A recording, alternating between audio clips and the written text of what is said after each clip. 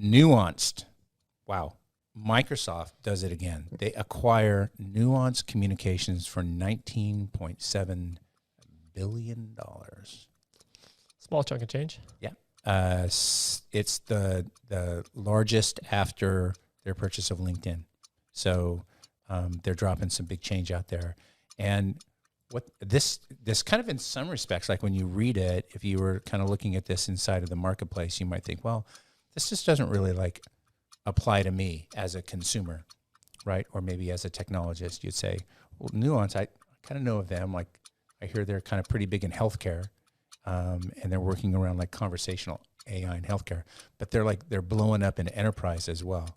And so what is happening here with Microsoft is jumping into the CX game. Productivity, gotcha. Not as sexy. CX, okay.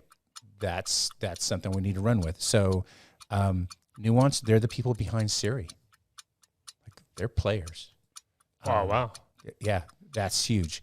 And they're bringing AI and voice. They're built on Azure, so they're already living in the home that their Papa Microsoft built. And they're going to bring all this stuff into Teams, and they're going to bring it into O365.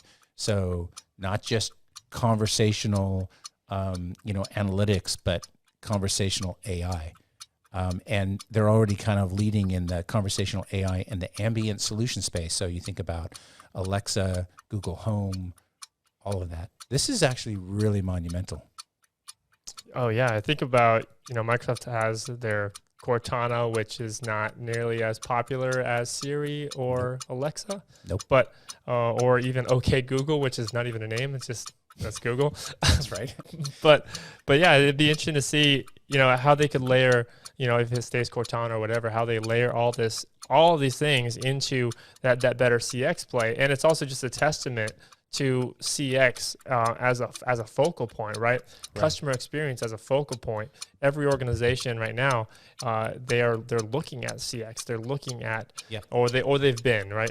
And they're looking for they're still looking for that next level CX. How do we get from where we are now to an even better CX? And it's this never-ending journey that is going to be just dictated based on what the customer at the edge wants and cares about today. Yeah. And how important is like things like, Azure and GCP and AWS. I can tell you to Amazon, once they brought in AWS, it's the first time they ever turned a profit. I'll let you know that. In their entire history, they had never had a profit until they had AWS. That's how big a hyperscale environment is to the company. Now you have Azure, and they have a rooted conversational AI technology that you as a consumer can go in and tie into. Yes. Bang.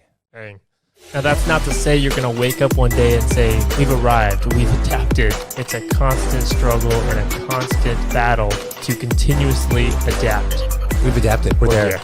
Yeah. That doesn't exist. Well, there's a great saying that kind of builds on what you just mentioned, which is like, how do you open up a small business? You open up a big business.